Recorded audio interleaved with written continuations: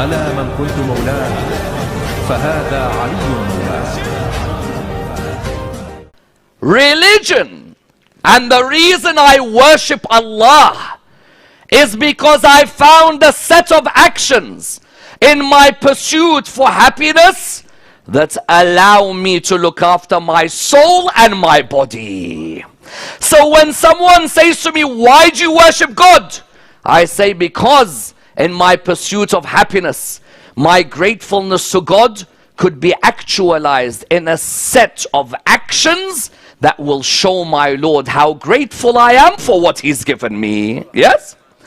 In my body, I'm grateful for. So how do I prove my gratefulness for my body? I won't allow rubbish to enter my body. True? Why does Islam say certain things are haram for you to eat? Why pork and alcohol? Haram to eat pork, haram to drink alcohol. Why? I see my mates on Friday night in Birmingham. They're all going. They're all on the lash. I see others who are enjoying these great-looking burgers. Sometimes I go to football matches, and when I'm outside the ground, that smell of that hot dog, wallah, kills me. I think one of the first things I'm going to do when I, inshallah, get to Jannah, please forgive me of all my sins. But if I get to Jannah, I say, Ya Allah, that hot dog outside the football grounds, the haram one, make a halal version for me here in Jannah. Yes? I have now come to a conclusion that worshipping Allah is not an ends, it's a means. The ends is finding happiness in this world. Worship, salah, Saum, Hajj, Zakat, Khums, these are means to finding happiness.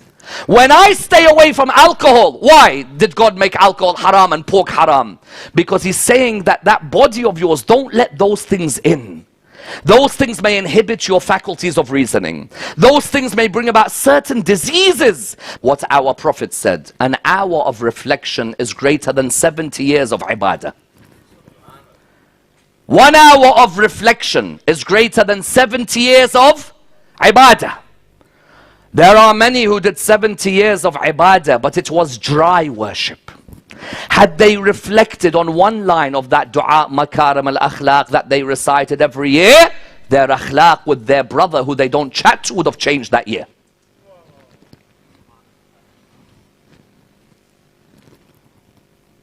What does he say in dua, makaram al-akhlaq? He says, oh Allah, make the hate of my enemies into love for me. How many of you have prayed for someone who's hurt you in life? You've said, Ya Allah, change their hearts or we love each other. Where's Zayn al-Abidin? Where's his Shia? What have we resulted in doing?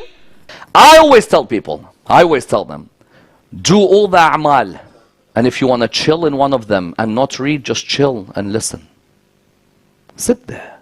Just read the translation. Because if one line of that translation in those 6 hours changes your life, that's Shahr Ramadan complete for you. Those a'mal that we do in the month of Ramadan, those a'mal were a means, not the ends. We made them the ends, not the means. They were a means for us to become better human beings. Ibadah in Islam is not the ends. It is the means for you to become a better person.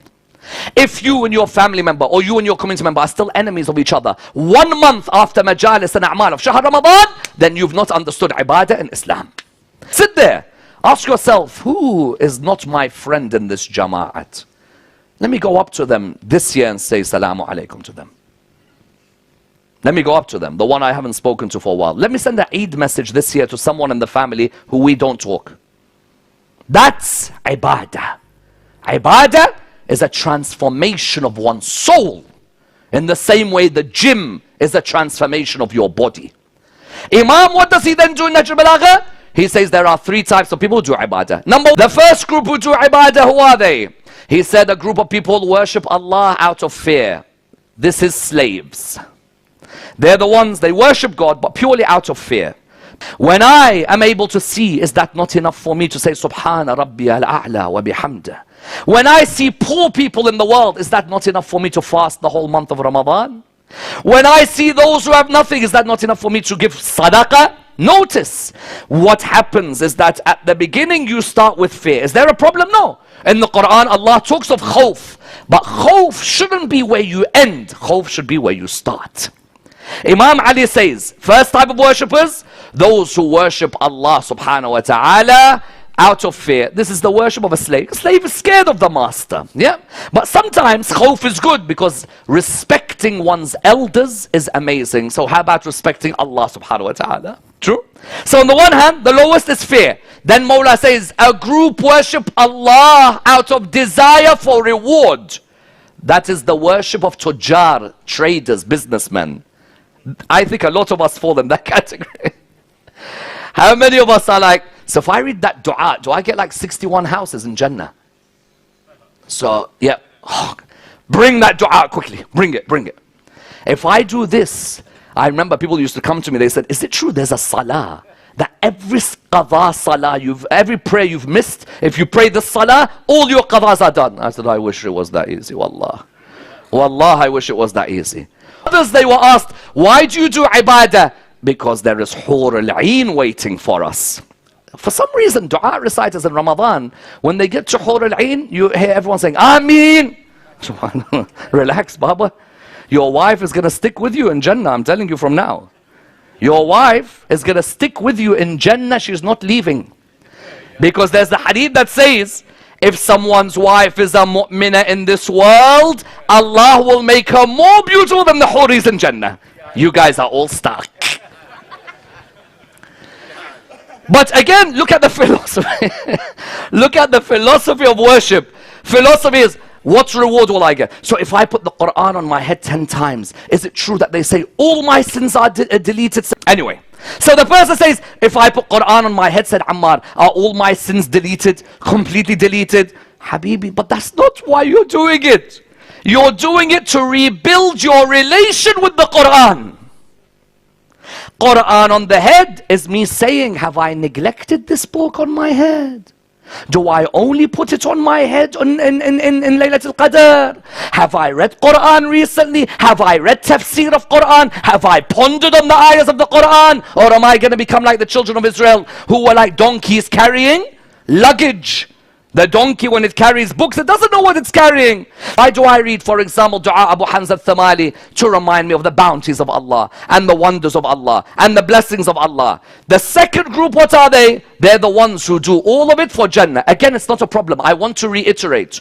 Those on the group who do it out of fear, it's not haram what you're doing, but try and get further this Ramadan. Yes? In Surah 3 verse 133, Surah Al Imran verse 133, God says, race towards forgiveness from Allah and Jannah. I'm going to turn around to Allah and say, Ya Allah. Ali ibn Abi Talib says the second type of people, they do things because they want Jannah. You in the Quran are telling us, do things so you get Jannah. Yes, Allah does say that. Do things so you get Jannah. But don't let it be the end of your spiritual journey. First, you do things out of fear, that's respectful. Second, because you want Jannah, again, it's a good level. But then Mawla says, but the highest level. What's the highest level? There are those who worship Allah because what? Out of gratefulness. They found Allah worthy of being worshipped. That is the worship of a free human being. How beautiful, Mawla. Look at what Mawla is really doing. He's saying, Wallah, if there was no heaven and there was no hell, I would still say thank you for what you've given me.